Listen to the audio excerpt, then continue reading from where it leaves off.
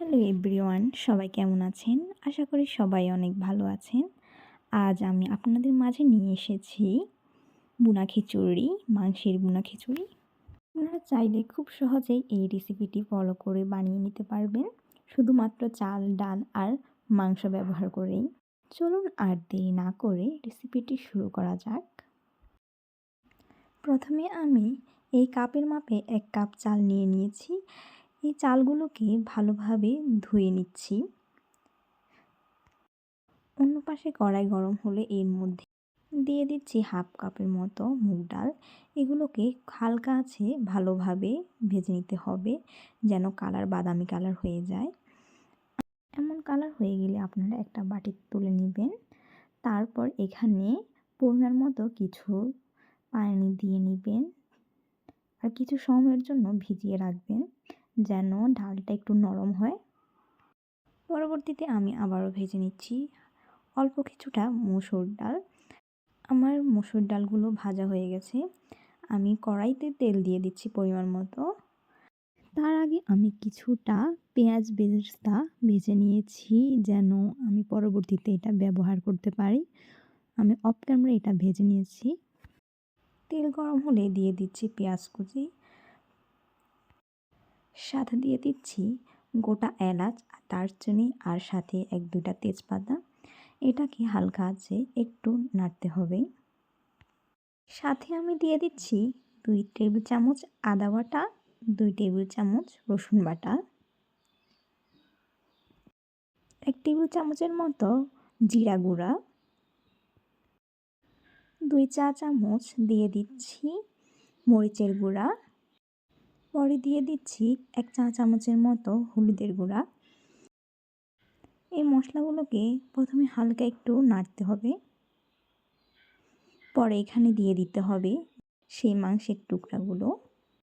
আমি নুন দিতে ভুলে গিয়েছিলাম, তখন তো আমি পরিমাণ মতো এখানে নুন দিয়ে দিচ্ছি।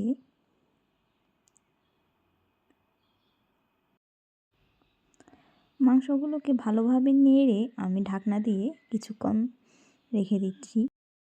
এভাবে করে আমি মাংসগুলোকে রান্না করে নিয়েছি কিছু সময় ধরে।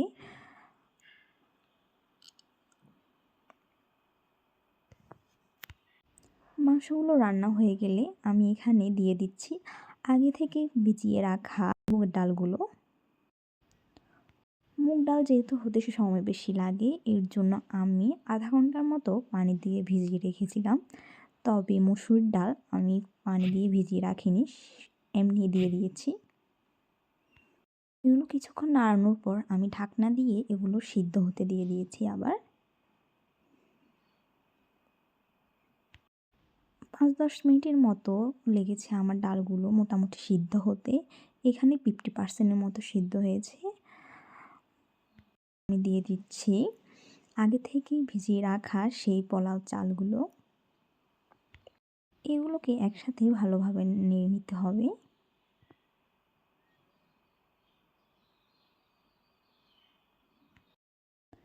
আমার কড়াইটা ছোট হওয়ার কারণে আমি পরে আরেকটা কড়াই চেঞ্জ করে নিয়েছি। এখানে আমি দিয়ে দিয়েছিলাম 2 কাপ পানি। পরে মাংস আর যে চালগুলো আমি একসাথ করে একটু ভেজে নিয়েছিলাম, ওই চালগুলো কড়াই থেকে এই কড়াইতে দিয়ে দিচ্ছি। এখন এখানে দিয়ে দিচ্ছি কয়েকটা কাঁচামরিচ ফালি, সামান্য কিছু চিনি। আপনার চাইলে এটা স্কিপ করতে পারেন, কোনো সমস্যা নেই। তবে আমার মনে হয় দিলে টেস্ট বাড়ে। এটা স্বাদ বাড়ানোর জন্য দিয়ে দিচ্ছি কিছুটা আচার। আপনারা চাইলে যে কোনো ধরনের আচার ইউজ করতে পারেন, কোনো সমস্যা নেই। তার উপরে দিয়ে দিচ্ছি আগে থেকে ভেজে রাখা ওই পেঁয়াজ বেরেস্তাগুলো।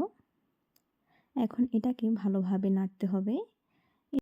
আমি এখানে চুলোর আঁচ মিডিয়ামে রেখে ঢাকনা দিয়ে কিছু সময়ের জন্য রান্না করে নিচ্ছি। আমার প্রায় রান্না করতে 10 থেকে 15 মিনিট সময় লেগেছে। দেখুন আমার এই রান্না করা ভুনা খিচুড়িটা কতটা ঝরঝরে হয়েছে। আমি একটা প্লেটে এখন পরিবেশন করে নিচ্ছি। আপনারা চাইলে খুব কম সময়ের মধ্যে বা খেতে ভালো লাগলে আপনারা যে কোনো সময়ে এটা তৈরি করে নিতে পারবেন। আর যদি আমার রেসিপিটা ভালো লেগে থাকে অবশ্যই আপনারা ট্রাই করে দেখতে পারেন কেমন হয়েছে বা খেতে কেমন লাগছে। আজকের জন্য সবাই ভালো থাকবেন।